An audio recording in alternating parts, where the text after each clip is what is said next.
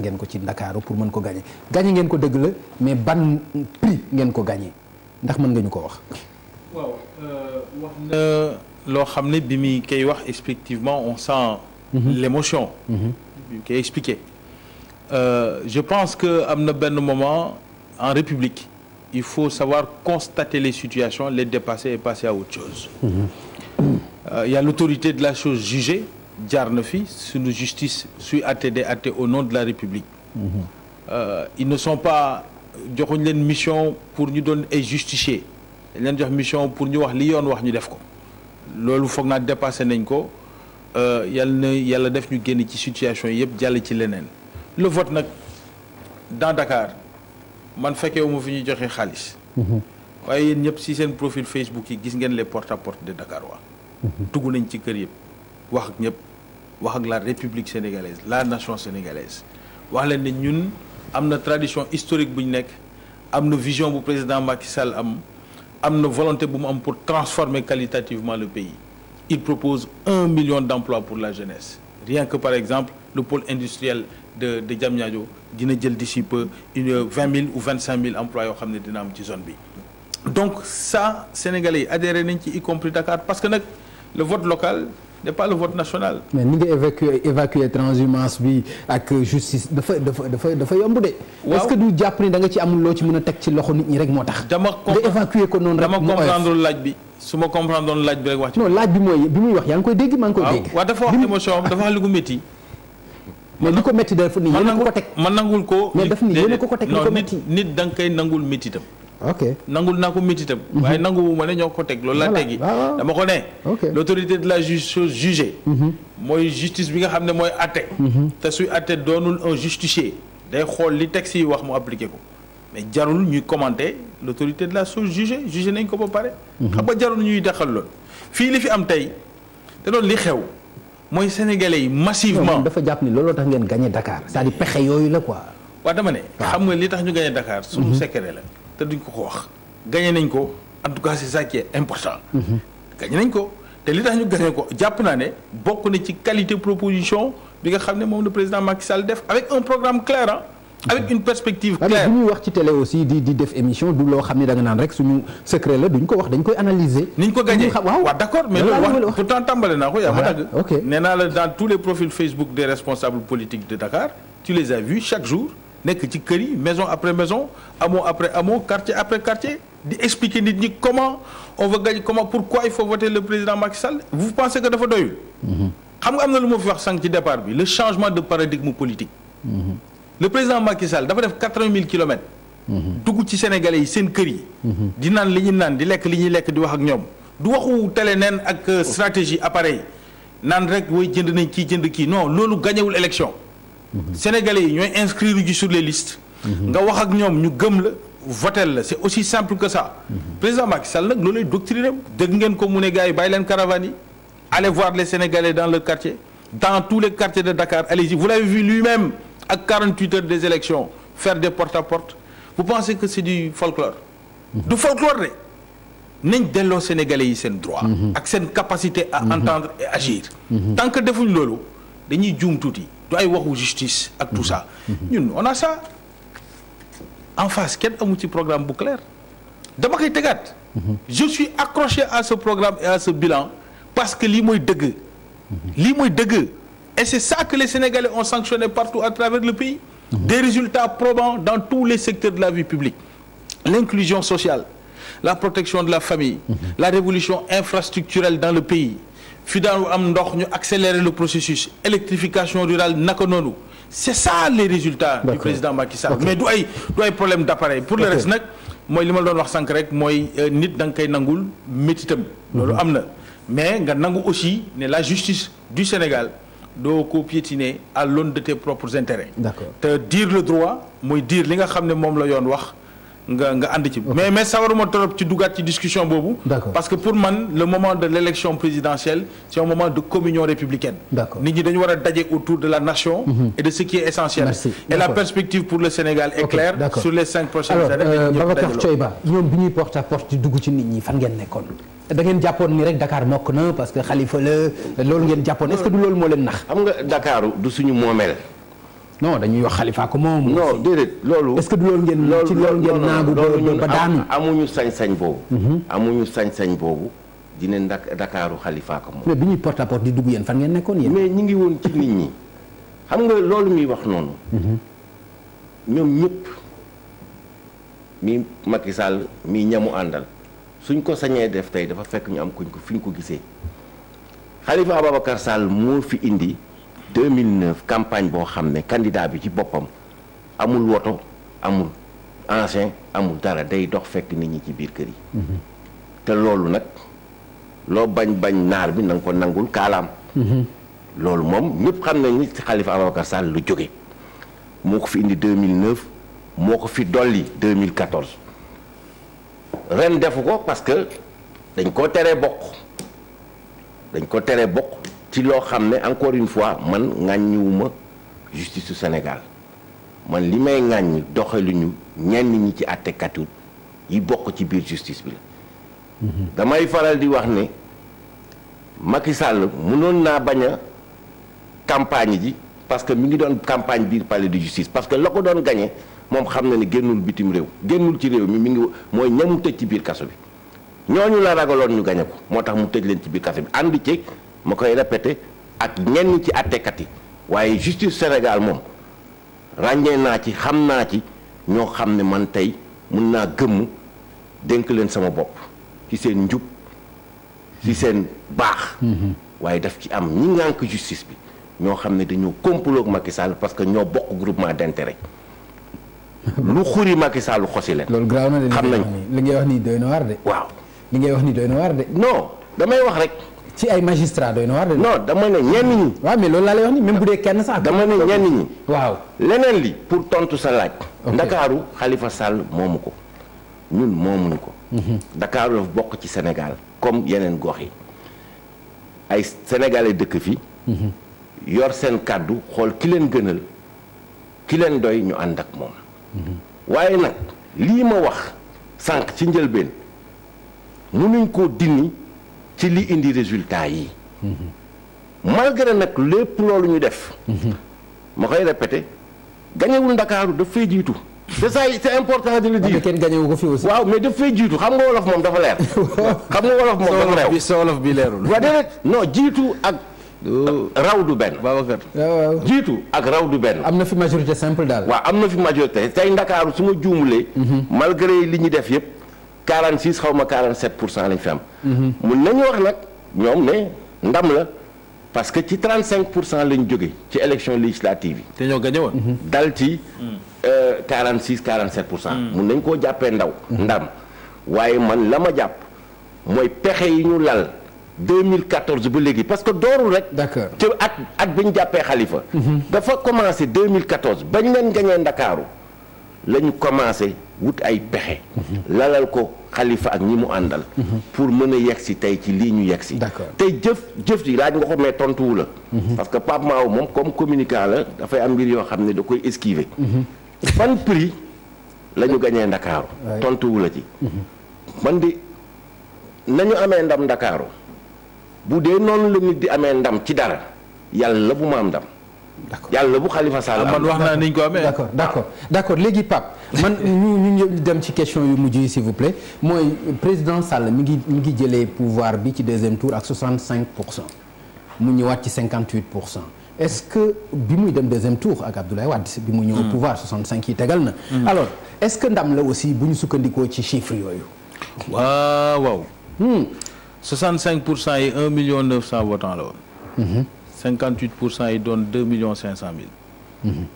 lim bi woteel président Macky Sall ren ji moo gën a takku fop lim bi nga xam ne moo ko woteeloon 2012. waaye nag loolu yëpp 58% rek. dafa doy même su loon sax dañ ko tas en valeur absolue mu leer. mais 58% c'est énorme pour un président de la République sortant. ci anam bu rafet boo xam ne campagne bi teguñ ko ñun ci wax ju ñaaw ak tegante tuuma. mais dañ teg programme boo xam ne mooy wane li ñu bëgg a def ëllëg muy programme liggéeyal ëllëg mais rax ci dolli aussi campagne bi ci boppam ñu defee ko noo xam ne dañu dem rencontrer Sénégalais yi de façon proche di leen expliquer c'est pour ça que résultat bi il faut ngeen may ñu Pape yaa ngi muñ mais il faut ñu célébrer. parce que c'est une victoire il faut avoir la célébration boo xam ne nag ak le triomphe modeste parce que les défis sont énormes pour le pays et il y a encore des défis qui attendent le Sénégal. am na fu ñu jëm mais il y a quand même une satisfaction de voir que les Sénégalais suivent cette rencontre. parce que njiitu réew da ngay dajeek sa askan. en 2012 le président Macky Sall bi mu dajeek askanam ne les programmes quinquennaux yi doon am man dama ciy génn. j'ai proposé un programme ambitieux qui doit être transgénérationnel d'ici 2035 yéene la. démarche am mu ne damay tijji. gars yi na ko déet yamal sa parti ak say ñooñ ak yooyu mu ne déedéet réew kenn du ko jiite yow rek. da ngay am àndandoo bu yaatu jël xelu ñëpp. képp ku bëgg a boole nga ànd ak moom. réussir mettre en place la coalition politique la plus large de l'histoire du pays. ba pare tenir ko la plus durable. ba pare mettre en œuvre des programmes révolutionnaires nga xam ne yi ci gën a symbolique wax naa ko fi ba sonn pont Gambie bi nga xam ne depuis 1960. ñi ngi koy wax mu jëmmal ko. Ila Touba mais aussi. les programmes de développement communautaire. Ça c'est le bilan là il faut pas que ñu considérer ko rek comme un chiffre boo xam ne dañuy wax non. c'est une rupture de paradigme. rupture de paradigme boobu. dafa feeñ ci urne yi. moo tax ñoom Babacar Thioye Ba ak ñoom ñëpp ils doivent être autour de ce projet pour la République et pour la nation sénégalaise. parce que réew kenn du ko tabax ci féewale ah. réew dañ koy tabax ci ànd sur l'essentiel. war nañu am de grands consensus dans l'avenir. mais est-ce que dina yomb ak seen leader bi ci kaso bi. bien sûr non mais je pense que y a des questions est-ce que dina yomb. y a des questions yoo xam ne les gens doivent avoir de grands consensus xam nga lu tax parce que loolu du affaire par parloo éducation nationale. les gens doivent pouvoir être d'accord sur l'essentiel sur l'éducation nationale. la gestion des hydrocarbures. nga xam ne les observateurs internationaux ont reconnu les démarches de rupture de ce régime actuel.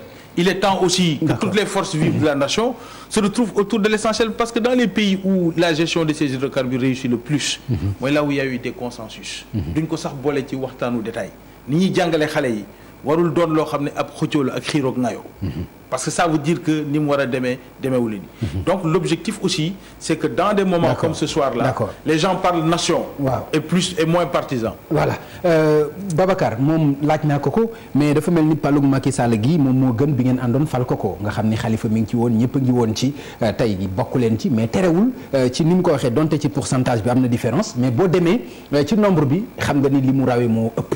ndax lu mel noonu yéen war ngeen ko mën a tilimal ndam bu mel noonu. déedéet xam nga la mu wax dafa am lu ñu fàtte mooy nombre d'électeurs yi inscrire 2012 limba dafa yokk lu bëri diggante 2012 ak léegi c'est-à-dire que parce que booy comparer da ngay comparer bu nekk ak jamono. loolu dëgg la. ba muy nekk 65%. dafa fekk mu amoon 5 millions d'inscrits. tey ñu am. 6.600.000 inscrits. 4 millions. waaw donc. war na bàyyi xel fichier total à l'époque 4 millions. waaw ci fichier bi la inscrit la nombre d'inscrits 4 millions. donc loolu daf ko war a boole ci analyse am. pour analyse bi complète. xam nga parce que bu ne en valeur relative président 2.500.000 voix la am alors que bële 2 millions. 1 million 900 la am. dafay fàtte loolu. dégg nga. loolu moom foog naa mun nañ cee d'accord. non d'accord nañ ci. comme nu ma mën a d'accord ak yow aussi. ci li jëm ci consensus yi. d'accord naa ak yow ne lépp lu jëm ci njàngum xale yi. par exemple. lépp lu jëm ci paj mi. lépp lu jëm ci gestion wu hydrocarbures yooyu ngay wax. dañ cee war a am des consensus. qui traversent les alternances politiques. parce que loolu mooy dëgëral ab réew. waaye day fekk ne ña bokk réew ma au moins ci loolu dañ ciy ànd waaye doxalinu Macky Sall ba mu faloo 2012 ba léegi du doxalinu koo xam ne nangu naa waxtaan. benn firnde bi mooy li nga jëm ci élection yi. ak loolu consensus du ci yomb. loolu mooy li jëm ci élection yi parce que élection aussi dañ cee war a am consensus da nga ko ciy boole. moo ci ëpp solo gestion hydrocarbure. doo ca def la nga bëgg. ba pare nañu waxtaan. ba pare nan kaa ñu waxtaan. ok ku bëgg consensus aussi doo dem Casamance jàkkaarloog Casamance yi naan leen boo leen bëggee bokk Sénégal émergent da ngeen may votel ku bëgg consensus bëgg juboo bëgg nation ak république doo am ci say biir ñoom yoo xam ne naam kontaanuñu du ñu génn naan tali ba ñu defar bërëb sàngam. dama koy toj yóbbu ko fële. autoroute Touba bi dañ ko doon fuut. ku bëgg consensus. du koo xam ne ku la jaaxal wala ku àndul ak yow nga wutal ko ay pexe ku bëgg consensus bu la leeree ne yaa gagné. yow la Sénégalais yi àndal. te yàlla nangu ko doo xëy nit ñi xëy am ay soxla war a dox seen soxla fa ñuy yeewoo fa ñuy xëy wala fa ñuy jublu parce que yaakaar nga ne ci sa njort rek ne mën na ñoo def lu bokkul ak li nga bëgg nga tegal leen ay gendarme tegal leen ak ay policier maaw dëgg la wax nga ko réew mi ñoo ko bokk te comme ni ngeen koy faral di waxee kenn du ko xar ñaar te incha allah du xar ñaar ndax réew mi jàmm rek moo fi am bu dul pour ñun sax ñu xool ci waajur yi ñu fi nekkoon lañ fexe ba jàmm mën a yegsi ci ñun. ñu xool aussi si suñuy doom yi fi xam ne ñooñu fi wuutu. ñu fexe bàyyi leen réew moo xam ne jàmm waaye nag jàmm jooju la koy lal. mooy ñun ñi nga xam ne ñooy acteurs politiques yi comme ni nga ko waxee. ñu ànd jubóo ci yenn mbir yi. mais nag ñu xam ne réew mi yamul ci ñun acteurs politiques yi rek. daf ci am ñeneen ñu ci am wàll te ñu war leen bàyyi xel. di leen déglu. merci beaucoup alors Pape Mahawa ñu ñëw ci déclaration bu mujj bi nga xam ni 4 candidats yi nekk ci kujje gi def nañ ko muy Idrissa Seck Madické Niang Ousmane Sonko ak Issa Sall li ñu wax mooy dañu jàpp ni ce leader président Sall dafa foqar ci ndam li ñoom nag li ñu wax moom mooy lépp lu xew ëllëg moom mooy responsable bi loolu mooy li nga xam ni def nañ ko ci communiqué ndax gis nga ko wala gisuloo ko ak ban commentaire nga ci am. alors gisuma ko woon waaye li am solo mooy kenn contesté wul résultat yi ça c'est un fait et il faut les féliciter pour ñi ko contesté wul ak seen position bi ñu def encore que ils auraient pu mënoon nañ def li gën a jëm lu leen di gën a grandir. mooy féliciter le président Macky Sall pour sa victoire. Démocratie marche la étape bu nekk ak li mu laaj. président de dialogue moom am na fi. parce que fii rek lañ gis quasiment toutes les politiques publiques yu président de la République def dafa appeler à des concertations nationales. sur l'enseignement supérieur sur l'éducation nationale sur les hydrocarbures sur la réforme de l'administration. dafa di on a une partie de l'opposition pas tout le monde mais une partie boo xam ne dafa xaw a dépassé en termes d'agenda politique son discours ak son approche ak li askan wi di laaj foog naa dafa bokkul. war nañ bouger tuuti ci ligne yooyu ndax ñëpp gis nañ les politiques de chaises vides yi ñu def en matière du processus électoral. gis nañ politique chaise vide plusieurs fois yoo xam ne dañ leen di woo sur les hydrocarbures amul benn politique publique majeure bu Sénégal. bu président Macky Sall mettre en œuvre sans appeler l'opposition à y prendre part avec un refus systématique. en vérité dañu juum les spin docteurs et les stratèges de la politique actuelle du côté d'une certaine opposition se trompent de méthode. politique bi ni ñu ko daan defee en face d'un parti unique dans les années 80 mënut a nekk de la même manière aujourd'hui après 2 alternances avec une démocratie ouverte avec des réseaux sociaux avec un niveau d'éducation supérieure très élevé mënatul nekk tu peux pas rek toog fii ne bon damay toll fii opposition sama rôle la je vais du matin au soir sànni xeer à l'autre je lui mets la pression non ça ne marche pas ça ne marchera pas. Ça ne marchera pas parce que les Sénégalais ne le permettront pas mais ça ne marchera pas aussi parce que le président Macky Sall est un leader accompli. Il tient quand on lui fait confiance li ñu ko dénk daf koy téye donc véritablement confiance comme démarche de concertation bi moom doon na loo xam ne jëfe na ko. mais la politique de la chaise vide en face. c'est pas bon maintenant lorsque les Sénégalais valident une politique. nga xam ne ñi nga xam ne ñooy bailleurs de fonds yi ci àddina bi valider ko avant même Sénégalais yi di ko plébisciter. li des mooy je crois nit ñi ànd téye sur l'essentiel et qu'on ait de grands consensus nga xam ne à l'avenir le Sénégal li nga xam ne moom lañ ko tracé comme destin muy d'ici 2035 mu dugg dans le cercle des pays dits émergents war na mën a nekk ndax tel que c'était prévu dans le plan Sénégal émergent le taux de croissance est atteint 7 ba pare ñu ngi fa taxaw progressivement dans les années à venir on va aller dans les croissances à 2 chiffres. Et après les croissances à 2 chiffres c'est le plein d'emploi mooy 1 million d'emplois yi nga xam ne moom le président annoncé. xanaa loolu mooy émergence kon. mais on y va. Voilà. on est en plein dedans.